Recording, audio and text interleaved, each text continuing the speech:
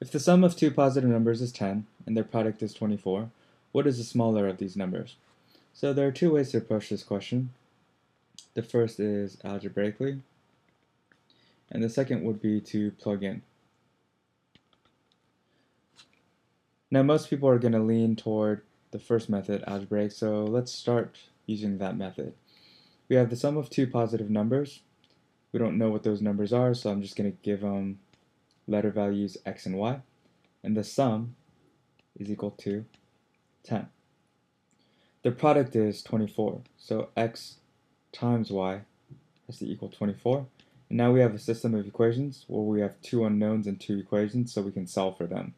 We can solve for x and y. In this case, I'm going to rearrange this top equation as x equals 10 minus y and plug that in for that x. So we have 10 minus y times y is equal to 24. And as you can see, we're going to have a quadratic equation. We have negative y squared plus 10y is equal to 24. I want to get rid of that negative right away. So we have y squared minus 10y is equal to negative 24, and then bring the 24 over. Y squared minus 10y plus 24 is equal to 0. Now you can either use a quadratic equation or FOIL. In this case, I am going to FOIL. I have y minus 6 and y minus 4 is equal to 0. So if y minus 6 is equal to 0, then y is equal to 6. And if y minus 4 is equal to 0, then y is equal to 4. And we're looking for the smaller of the numbers, so y is equal to 4, and C is our answer. Now, the problem with this is it just takes a really long time, and if you're not algebraically inclined, then you might make a mistake somewhere. So I mentioned that there's another method. There's a plugging in method. And this is actually my preferred method for this particular question. The first step for plugging in is you need to understand exactly what the question is asking you. So in this case, it's asking for the smaller of the two numbers.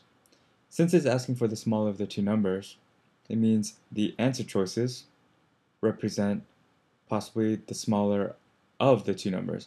We're going to start with answer choice C because C is always the middle number. In the SAT, they always provide the answer choices in ascending or descending order. So if the smaller of the two numbers is 4, and we have the sum of two positive numbers is equal to 10, so 4 plus some number is equal to 10, that means n must equal 6. Then we checked and see if the product is equal to 24. 4 times n, or 4 times 6 is equal to 24, which checks out. So immediately we get our answer. Now just to show you what a wrong answer might look like, let's just plug in 5 to see how that works. We have the sum of two positive numbers is 10, so the smaller one is 5, and we add to it n, we get that to equal 10. So n is equal to 5. Next we know that the product is 24, so 5 times 5 is equal to 25. There are two things wrong with this. First, the product is not equal to 24, and we know that the two positive numbers, or of the two positive numbers, one of them has to be smaller. In this case, both of them are 5, so that definitely does not work either.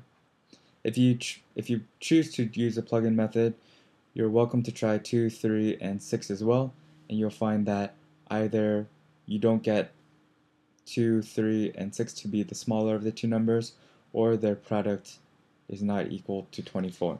So as you can see, this is really minimum amount of work and minimum amount of effort as opposed to doing the entire algebraic process. So I really encourage you to plug in when you can. It's going to be a lot more efficient, it's going to save you a lot more time, and it's just really a lot easier.